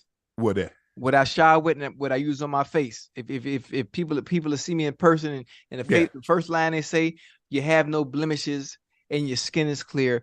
Yeah. What's your facial what's the word? What's your routine? Routine. I tell them to lie. I ain't got no facial routine. I use Fair and White black soap from the beauty supply store in the hood. If the hood runs out of the Fair and White black soap that I use, I have my baby ordered off Amazon. What I shower with, what I've been showering with for years, even when I was in the league, I use Dial cranberry bar soap. I don't know what it is. I have an obsession with that Dial cranberry black soap. Matter of fact, hold on. Baby, do me a favor, baby. Oh, you can't? Okay, don't worry about it. I have my soap right there on me too. Ocho, you know what? I was one of the first ones. I was one of the reasons why they started, like, y'all probably have hand towels now. But we had hand towels then. You like the loofah? I hate that loofah shit. No, I used to cut the towels up. Ocho, I started doing this in college. Ocho, you remember, like, you had community showers, so the shower's right there. But listen, but what I did, obviously I was one of those, so nobody was asked to use my soap, but all the rest of my teammates back then when I was playing, it was some type of peppermint soap in the peppermint soap. In the cylinder. The liquid, and when you shower with it make your body tingle or some shit. And everybody was using that. Everybody was using that. Nah, see, I don't like that. I brought my own. I like my boss soap. I brought my own, used my own. Nobody asked to borrow it? I ain't letting no. Ocho, you think I'm finna let you wash your pubic hair and your butt with my soap and you gonna put it back in my soap dish? Oh, so you didn't use a liquid. I brought my own. So your teammates ain't asked for it? They do it all the time. I'm not letting you use my bar soap and you put it in your butt. Oh, you saying bar soap? Okay, you had bar soap. I thought you had the liquid. I thought you had the liquid. But I ended up getting the shower gel. Okay, you can use it. I don't care about the shower gel. Oh yeah. But when I had the bar soap, guys back then, they soaping it up and hey, dog, let me get that. Nah, I'm good, cuz. You can keep it. Man, you got pubic hair all on the soap, and then you think I'm gonna put it back in my dish and I'm gonna wash my face and it just came out your ass. Oh no, I can't do that, man. Ocho, you know I'm telling the truth. Ocho, that's why you laughing. I said, oh no, dog. Hey, boy, them some memories, boy. Boy, them Ocho. Some memories. Hey, what about shower shoes? You have anybody ever tried to borrow shower shoes? I never go in there. Bro, I never understood that. Yeah. How guys would go in the bathroom barefoot, guys peeing on the floor, and you watch guys pee in the shower, and you walk in. I said, "Come on, dude!" And y'all really think I'm about to come over to? I said, "Man, I put shoes on to go into your house, let alone talk about take your shoes off." Oh no! As a matter of fact, I just bought a new pair of Timbs to come to your house. We're Timbs in your house. Hey, listen, but that locker room, man, that shower, man, is different. Hilarious. Ocho, there was a picture of me. It was today. Is that like when I broke the record? I had the Gatorade bottle. I saw you drinking it. You had 12 for 214, something like that, right? And my lips, and people like, your lips are on the bottle. Ocho, you better tell people we used to drink out the same cup. Yeah. I mean, hey, dog, let me get a swig of that. And you didn't think anything about it until I found out what y'all was doing behind closed doors. I had to stop that. Well, you ain't know what people was doing behind closed doors? I didn't. Not to the extent. Yeah, well, shit. But because we came up in an era, and I ain't saying guys didn't do that, but guys didn't brag about it. Right. It's a little different. These guys talk, it's a little different. I said, no. Listen, from the toe to the rooter to the tutor. And you don't do that? Slip of the tongue ain't nobody fault. You right around the corner, might as well drop in. Oh no, Ocho. Oh no. Oh no, Ocho. Oh no. We gonna listen. We gonna get you. It's only been 2 months. We gonna work on you. We gonna get you. You know, Ocho. You know, back in the day, hey, bro, let your boy get a bite of that. Okay, there you go. Yeah, man. I found out what they was doing. I throw the whole sandwich away. I throw my whole meal away. You done took a bite of. Oh no, in the trash it go. I ain't even hungry no more. Hey, I'm like, who was that in life? Nah, I don't even want that. I had to look at that. I don't lost my appetite. After you done took a bite of mine. Yeah. Hey, you gotta live a little bit, man. You gotta. I ain't living, dude. So that what stopped me right there, Ocho. You know, back in the day, cause we grew. You know, I grew up in man. We drank out. Hey man, Shaw, give me a swig of that. Yeah. Sure, here you go, bro. Yeah. And then I found out what they were doing, Ocho. Nah. That's how my grandfather used to do that. He's like, we buy a soda. He's like, oh, here you go. Hey, let your papa knock the poison off of it. Boop, boop, boop. And now we get half the soda back. Like, yeah, that's the poison. Not the poison. That was that much poison in it. Yeah. It wasn't that much poison in there, Papa. But you know, Ocho, y'all a different breed now. These new cats, they different. They different. I mean, listen. I mean, what you got to do is you got to understand, Unc. As we evolve, you know, as technology advances, we have to advance as well as humans. Hey, hold up. Before you go, anybody that's DMing Ash about the giveaway will also be this cute. God damn! I'm the only person that can DM Ash. She does everything that she possibly can not to get caught on camera. And we pull the camera out. I ain't never seen somebody run. Hey, she could outrun Sha'Carri Richardson. Hey, man, you pull that goddamn camera out on Ash. Jordan, don't you do it. Jordan. Yeah. Ash gone. Abby Steiner, the fast white girl from America. Hey, boy, she could go I now. bet you we pull the camera out. I bet you Ash beat in a 50. I bet Ash beat in a 50. So, Juliana Howard asked, do you think it's hard to get into the NFL now, or was it harder to get in when you guys were there? Well, probably it's a little easier now because here's the thing, Ocho, they got 20 practice squad guys. Oh, yeah. So that's even though you're in the NFL, if you're on a practice squad, you're in the NFL. Yeah. You get the NFL checks. Good money, too. Oh, good money. Ocho, them jokers making more money on the practice squad than what I made in the league, and I was playing. That's good money. Good money. Yeah, good money. I made 63.5 my rookie year. I remember I got my first check, Ocho. I cashed the whole check, went to the bank, cashed the whole check, laid it out on my bed. God, go Mickey Sticky. Oh, look at that money. I ain't never seen so many $100 bills. Good God Almighty. Oh, yeah, I can't that money. I can't money. You remember I told you, Ocho, I used to get my check. They sent me my check. I got my check all the way to 20. You went up there and got it yourself, huh? Yeah. Dude named Alex. I never forget. That was the guy in payroll. I built that thing early. Alex, I know you in there. Open up. Let me get that. Let me get at that. So I went and got my check, cashed that thing, laid it out on the bed. I ain't never seen so much money in my life, Ocho. I'm like, oh my goodness. What you did with it? You kept it, or you just? I just wanted to see. I just wanted to see what, like. I think my check was like, because we got paid in Denver. We got paid on the 1st and the 15th, so we got paid twice a month. Baltimore, right. I think we got paid weekly. Yeah, we got paid weekly too. In Denver, we got paid twice a month. I think my check, because you got to understand, 63.5 divided up into like 9 weeks. So it was like $4,000, $4,800, like maybe, something like that. I was like, that's crazy. I always thought about. I always thought about speaking of checks. I always thought about people that take being in the NFL for granted. You know, sometimes you get second chances, sometimes you don't. Sometimes people get 3 and 4 and 5 chances. And then I think back and I look and I try to think of all the jobs that are in the world, or all the things that you can do in the world that can bring in that kind of income weekly. That can bring in that kind of income weekly. And it's like, I want to talk to some of the dudes sometime that are continuously having problems, or issues, whether it be on the field, whether it be off the field. Yeah. And I just want to sit down and talk to him. I say, bro, you don't understand. You done work for this, man, since you was a baby. Your whole life. Your whole life. And you finally get here. This is what you want to do. Sometimes some of us don't get no second chance. Sometimes we don't get no second chance.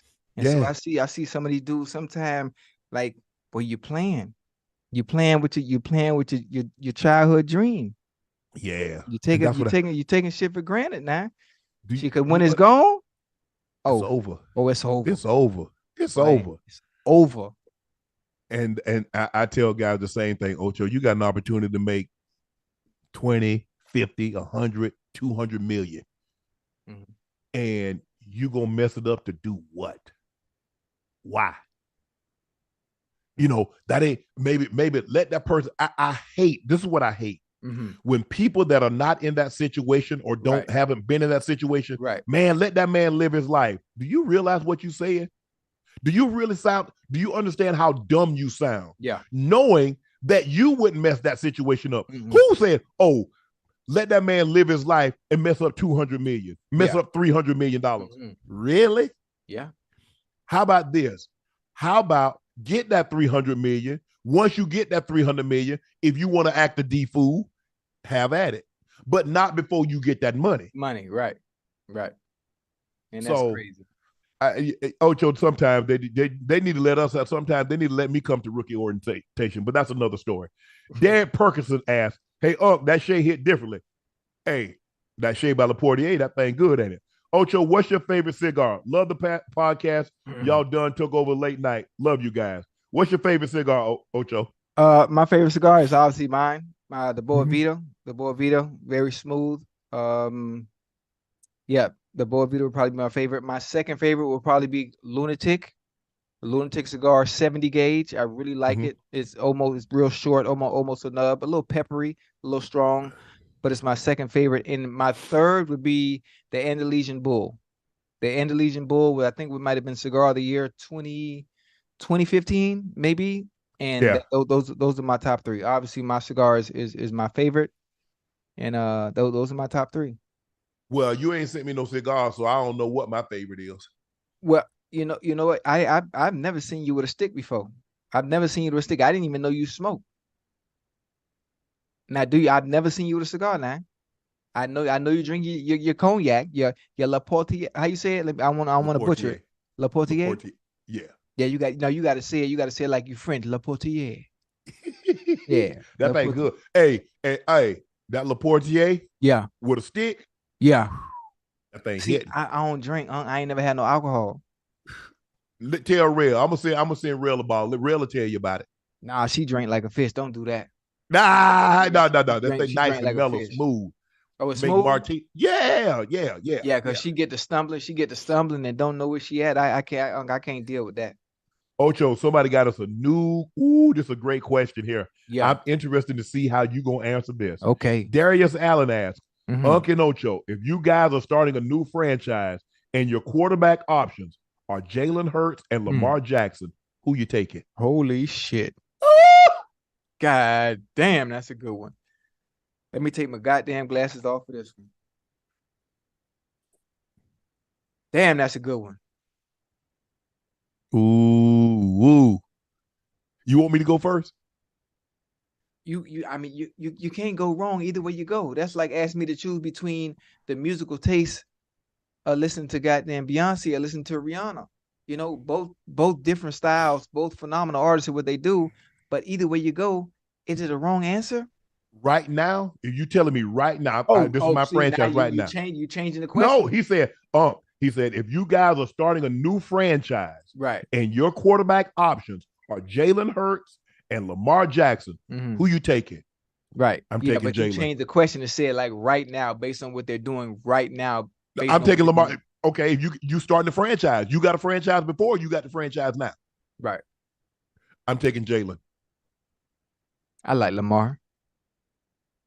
I like Lamar. I like both of them. That is a difficult question. That's difficult. And then you know what I think it also comes down to? You line up 20 people and you ask them the same question. It's all based on preference and who and what they like. Mm-hmm. I think for me, Jalen built is a little bit more durable. He's a little bit more sturdy. Yeah. From the waist down, he's going to be able to take the pounding a little bit more. Pause. Obviously. What? Pause. Okay. If a man that can squat 600 pounds, Ocho, you know he's going to be able to, and so for me, and having seen the progression that Jalen has made, I'm gonna go Jalen. Yeah, I would go Jalen. And Ocho, and seeing, man, look here, that fourth quarter. If you ain't up by 25, if you ain't up by 2-3 touchdowns, they coming back and winning. He coming back and winning. I like that. I like that. I mean, it's not a bad choice, but obviously, I would probably lean towards Lamar Jackson. And understanding what he can do. Obviously, he has developed himself into being now a pure pocket passer and only running when he needs to run. Obviously, they do have plays designed for him to run, and where he can be efficient with both his arm and legs. It makes him that much more dynamic and dangerous, offensively. But again, there's nothing wrong with either one. Either one of you take, it's really no wrong answer. It's really based on preference. And I love Jalen, but I just got, based on the topic at hand and question at hand, I gotta go with Lamar. We had two choices. People gonna say, well, Shannon hating on Lamar again and Ocho hating on Jalen. No, I didn't mean hate that. That's why I said I love both. But I ain't said I love both. I got a choice. Okay, Ocho, you get burger or you get fried chicken. Just because I chose the burger doesn't mean I hate fried chicken. And just because I chose fried chicken, now Ocho, those my two favorite. Right. Everybody always wants you to preface it. Yeah. Bro, because I like something doesn't mean I hate the other. People, understand, listen to me what I'm saying. Just because I like one doesn't mean I dislike the other. Right. That's why I like to make a disclaimer before I even say anything. So they can't even say. Think about that, Ocho. But now you put a disclaimer on what? Because of people's feelings. Yeah. That is what we do. Yeah. We don't do that, Ocho. Yeah. You say, hey, you said you would go with Lamar. Fine. I said I'm going with Jalen Hurts. I'm living with that. And then whatever ramifications come with that. But this notion, everybody automatically assumes that if I like the sunshine. What is it about the rain that you don't like? Bro, there's a time and a place for that. I like April showers. Right. But that's how it goes. That's a good one. Elijah Basalto. Hey, Unc and Ocho. Y'all are some of the funniest guys I know. Who are some of the funniest guys in your locker rooms when you guys played? Jordan Palmer's. Me. Check this out, Ocho. I went to school with Red Grant. Oh, the comedian. Red, funny. Comedian Red? Yeah. Boy, that boy funny. Red, we all knew. We used to have talent shows. And Red and this other guy named Bernard Mack, we call him Mack. Rest his soul. He passed away several years ago.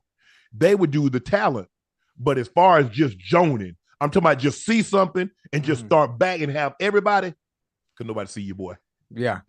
Me, Pastor Ford, he was on First Take.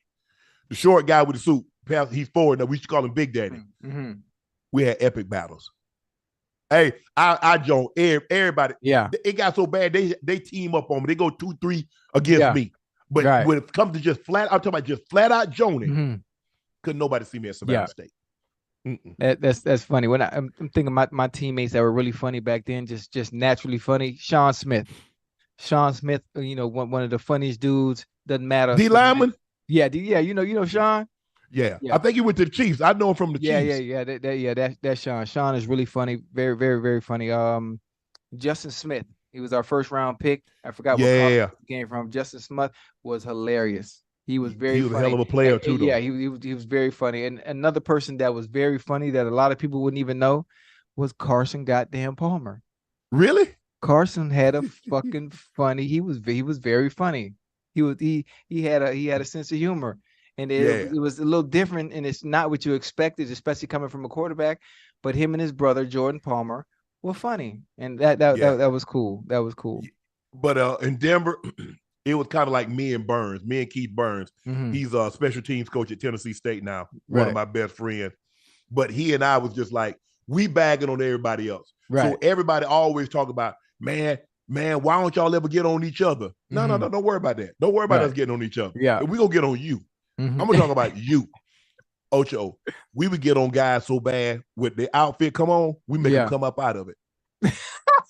We make them come up out of it. We make them come up out of it, Ocho, for sure. Hey.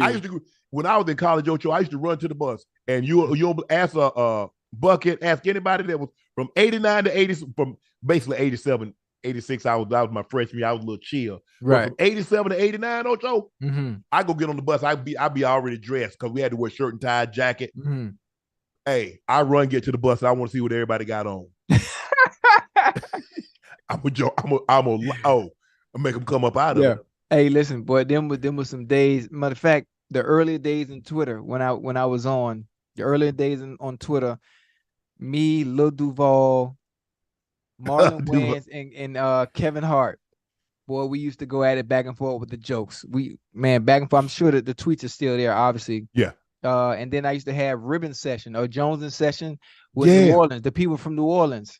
Oh. Man, me and the people from New Orleans, dude, I love them folks, man, especially my followers on Twitter. We used to go at it for hours, tweeting insults back and forth. Obviously, now you'd probably get suspended because some of the things we were saying. But those were some of the best times on social media when everybody wasn't so sensitive. Yes. And you could talk trash, you could say what you want to say and understand that it was just jokes. Now, man, everything is messed up. Matter of fact, speaking of comedians, you ever watch? You remember Messi Maya, comedian, very very very funny person from New Orleans. He passed away a little while ago. Oh, did he? I'm sorry to hear that. Yeah, man. No. So funny. You know, we got all these dudes. We got Drusky and Desi and all these. Oh, Desi Banks and Drusky, Banks. You know all those guys. Yeah. Right now. Yeah. Listen. Bubba Dub. If Messi Maya was alive, that would have been the cream of the crop. Country Wayne. Country Wayne. Yeah, he would have been the cream of the crop as far as, you know, being funny and creating content and going around jonesing and ribbing people. Oh yeah, and he was a legend. Oh, but I've had Cedric Entertainment told me I could really do this. Cedric Entertainment told me I could be a comedian. Yeah. Hey, you ever been on stage? That shit different. It is as easy as it sounds. When you get up there in front of the crowd, it's different. Right. It's absolutely. I'm more of a like, I got jokes. Right. And see what a lot of times what I do, Ocho, I would say something. Right. Because most of the things that you hear me say, I've said it to my teammates 20, 30 years ago. Right. Rod Smith, who's the wide receiver, and then we call him Foots.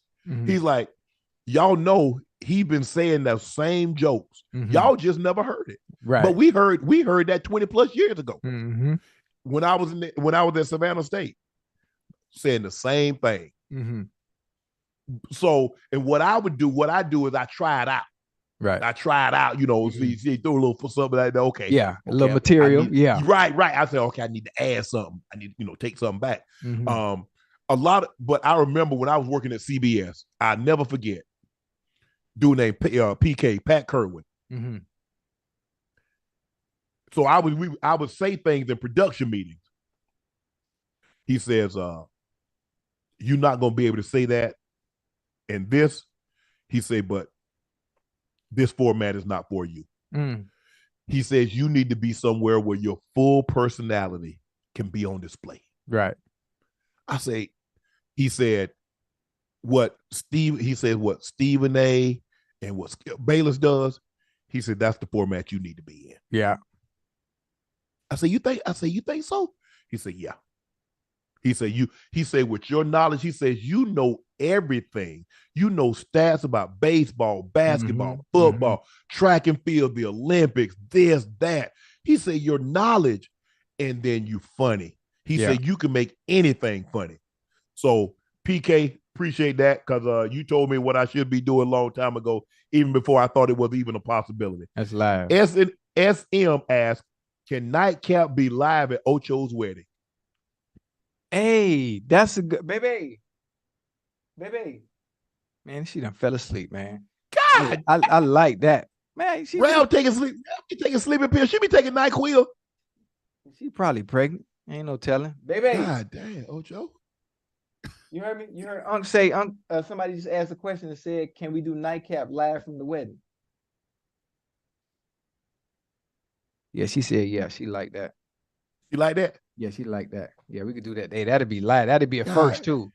Rail must be work the graveyard shift because Rail, every time I turn around, Rail be sleeping. Yeah, baby. Every time we turn around, you be sleeping. She gotta get up early and go to Allentown. Oh, okay. Check this out. Push Pine to Gill asks, what's your top 5 Eddie Murphy movies of all time? Number 1. Life for me. Life? Whoa, over Harlem Nights? I go Life, Harlem Nights, Nutty Professor. I go Norbit. I ain't got the 48 hours. I ain't got the Beverly Hills Cop. Yeah. He got some good ones. Listen, you forgot Golden Child. Golden Child, yeah. He got man, Eddie got some good ones, man. Man, look here. I can watch Life, Harlem Nights, Nutty Professor, the first one. But you forgot Coming to America. Coming to America? Oh, yeah. Man, look here. Eddie had them bangers. Yeah, Eddie got some good ones. Them top Dream 3. Girls. Oh, that's a good one. Dream Girl, that's a good one. That's a good one. But for me, I would go Life, Harlem Nights, Coming to America. Mm-hmm. Now after that, it's all preference. But I love Norbit too. But hey, Rasputia did Norbit wrong. Rasputia did it. Rasputia said, you like skinny bitches, huh? Man, I cried. I be crying watching Norbit. Rashawn Young asked, Unc and Ocho, what in life do you appreciate most? No matter not what matters most, what aspect of life do you appreciate and enjoy the most? Aspect of life. What aspect of life do I enjoy the most? You know what? I think when can I say my freedom? Mm-hmm. My freedom. I think that would be the best aspect that I enjoy the most. My freedom, my ability to go and do as I please. Having free reign over my life, not having to answer to anybody. My health, being healthy, yeah, because you can't do nothing without that. Nothing without that. That's a good one. Health. That's it. My health and my Ocho, really, when it comes down to it, think about it. I saw the guy said, if somebody said, okay, I'll give you $10 million, but you have to die tomorrow, you taking it? No. For what? I'll give you $10 million, but you're gonna lose your health. Would you take it? Oh, no. So when you come down to it, everybody think money is the end all be all. But think about what you'd be willing to give money up for. Your health is number one. Because no matter how much money someone has, they'll spend. Because even the Apple guy, Steve Jobs, said, all the money I got, when it comes right down to it, it don't even, what good is it? It doesn't even matter. Right. And so once you start thinking about that, every morning before I put my feet on the floor, Ocho, I say, God, thank you for letting me open my eyes, giving me life, health, and strength, the blood running warm in my veins, use of my limbs, and I'm in my right mind. No matter what happens after that, I can handle it. Yeah. Doesn't matter. All the money in the world don't do you no good if you ain't got no help. At all. What good is that? What good is that? Nothing. That was a So good that's question. that's what I appreciate the most. What matters the most, my family and my friends. My kids. Yeah. Yeah. That's it. That's all. That's it. Yeah. Man, that was and they know that too. They take advantage of me, Ocho. They be asking me for they be asking me for my youngest daughter talk about Daddy, you on the phone? You know I ain't on no phone. You try to be, you know damn well I wasn't on no phone. I was sitting in the backyard watching the dogs go to the bathroom. Yeah. Hey Daddy, you on the phone? Nah, I ain't on the phone. What's up? I was wondering. What were you wondering? Mm-hmm. Well, you know, my car. Yeah, what about it? Mm-mm. You know, I had my car for a while and I was thinking about, you know, I had it since undergrad, master's program. Now, I think when I go into residency, I don't think it's going to. I said, oh, you thinking that, huh? So it seems like you thinking I'm about to get you another one, huh? Would you?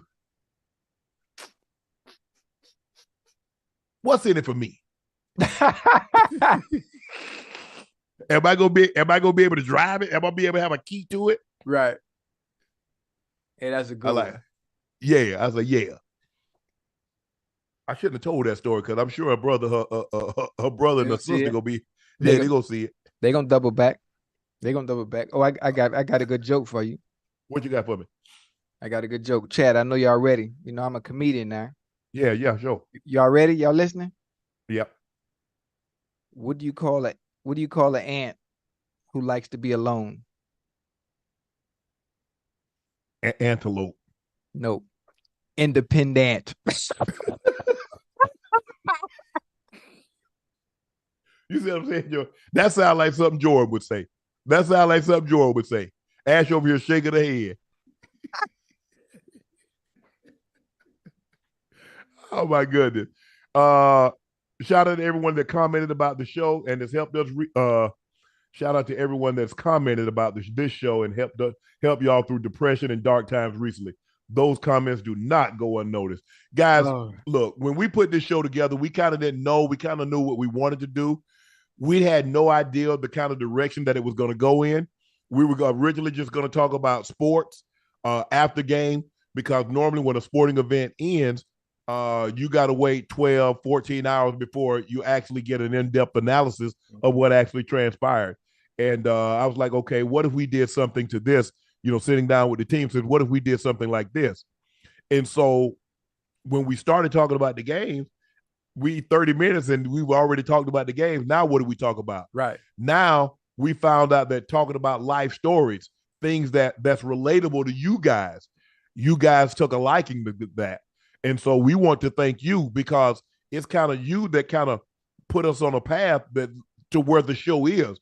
Because when Nightcap was originally created, this is not what we envisioned it to be. Not even the longest. But fortunately for Ocho and myself is that he played the game at a high level. I played the game at a high level. I'm a little older than Ocho, and so I go back a little further. And I have a few more stories than Ocho, but we're relatable. We're just like the family member, the uncle, the cousin that comes over. I'm the older uncle. He's the young uncle that come over and tell stories. You guys gravitate towards us because you don't know what's true and what's a lie. But all of it sounds good, so you want to hear it all. Yeah. And everything I say is honest. You know, it's just life experience. Huh? That's it. It's the God on the truth. Yeah. Yeah. And a lot of people, Ocho, man, you don't realize how many women I see out. Mm-hmm. And you know what they ask me? Yeah. Can I order the lobster? I like, really? I said, y'all don't want to say, hey, I'm ordering the lobster. Well, that was classic. But that was one for the ages. Well, that was one for the ages there, boy. But yes, I think the fans. Look, we're in less than 2 months. How long we've had this channel? 2 months. 2 months. 7 weeks. We've had this 7 weeks. Wait, it's only been 7 weeks? 7 weeks we've had this channel. Because the first month, damn. We had it. We was filtering it through Club Shay Shay, and I just thought it could be big enough to support itself. And I wanted to give it the opportunity to support itself and see. And it took off. So we had 360,000 subs in 7 weeks. Wait, we were just at 350. How we get to 360 that fast? Yeah, we had 360 now. I think 360. Damn. Actually, 361. 361, Ocho. Yeah. Oh, but we're gonna hit that million now. We're gonna hit that million. Oh, we hit $1 million by January 1st. Well, we're gonna have to get off that car. You paying the taxes. That's fine. That's fine. If we get, listen, tell your people, tell your family, tell your homies. If we get to 1 million subs, somebody get in the car. Yeah. And I got the taxes. One car. We Just ain't one. buying no car. We ain't buying no car for 5, 10 people or 40 people. One car. It's gonna be a nice car too. Practical. Whoa. Oh yeah, because I was just gonna say, let's paraphrase that now. Something simple, something efficient. You can get from point A to point B. Yeah.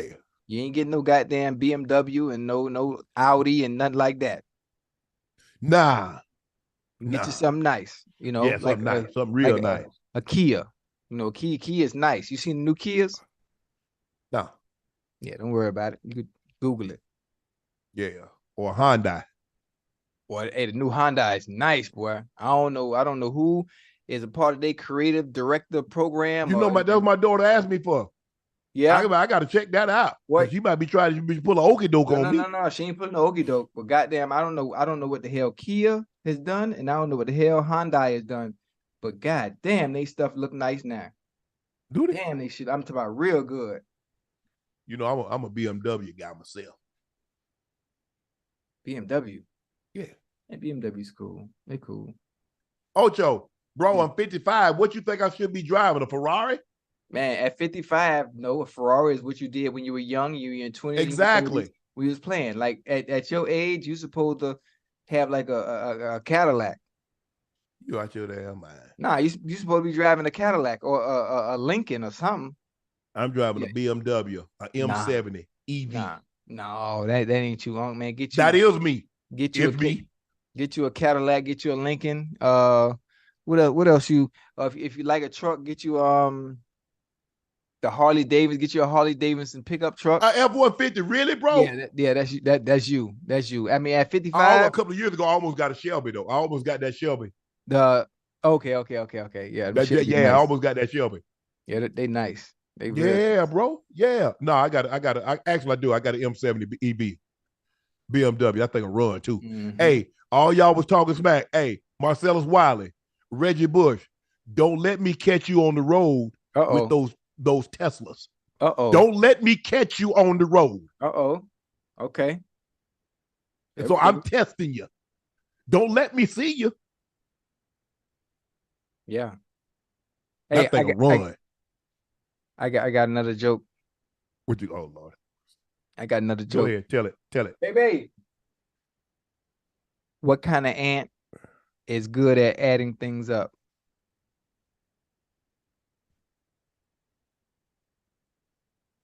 Adding things up.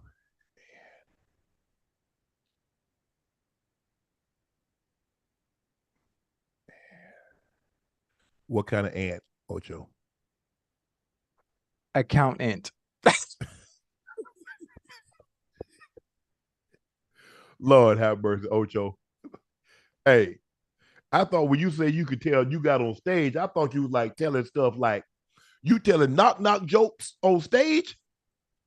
No, hey, no. No bullshit. Benji Brown. I don't know if Benji watching, but at the Improv on Tuesdays in Coconut Grove, I tell you no lie, some funny story. I'm sure somebody in the chat probably been there. If you're from Miami, you remember me getting on stage. Whenever the first comic got booed, I always finished their set. And the jokes I told were just short stories. And they were always funny. Short stories, they were always funny. If we got time one time, not tonight, obviously. If we got time, throughout know what? I think I might sit down and write a set. Yeah. Oh, you boy, your boy got these jokes now. Hey, that shit hard now. Yeah, because when you envision your set and your material that you're writing, it has to resonate, and it's all about the delivery. Yeah, now you know I got to deliver now. Yeah. They got that. You know I can. Hey, the one thing I can do is tell a story, Ocho. Yeah. But see, the thing is, a lot of the stuff, people done got sensitive now. So you can't see, like I'm an old. See, that's the hard part. Yeah, man. That's the hard part. Yeah, so I'm just gonna go and keep this stuff to myself. Just keep it to myself. It's all good. Like I said, make sure thank you guys for clicking that like button. Make sure you click that subscribe button. Make sure you guys follow the rules. Stay on the lookout for your IG DMs because we'll be reaching out, letting you know if you are the winner. So we'll reach out throughout the night because Ash isn't allowed to sleep. This was her idea. This was her baby. So you know what? You gotta be the midwife, and you got to be the woman that delivered it, baby. You got to stay up through the night and get this done. And you got to be to work, beat to work tomorrow. So she has a lot on her plate over the next 10, 12 hours. Hold up. Oh, but you know what? She get a little reprieve tomorrow because she gets to sleep in. She gets to sleep in on Wednesday. No, she don't. Because we got to leave. We got to go. We got to go to work. We're on the road traveling. So she don't get to sleep in. I'm sorry. She get to sleep in Thursday, though. She can sleep in Thursday. You get to sleep in Thursday. You don't get to sleep in Friday because I know you didn't want that early flight. They're like 6 o'clock. Yeah, 6. Get up. I know. And you didn't want it. Don't worry. It got back to me. You didn't want to be on the flight. Guys, thank you for joining us for another episode of Nightcap. Thank you for clicking that like button, that subscribe button. We're at 361,000. It's all because of you guys. So thank you so much for watching another episode of Nightcap. I'm your favorite sports, one of your great storytellers. And the two of us, bro, we got more stories than the library, the children's section at the library. We got a lot of stories and more to come. He's your favorite number 85, Chad Ochocinco Johnson. We're out. I love y'all. On gang, twin.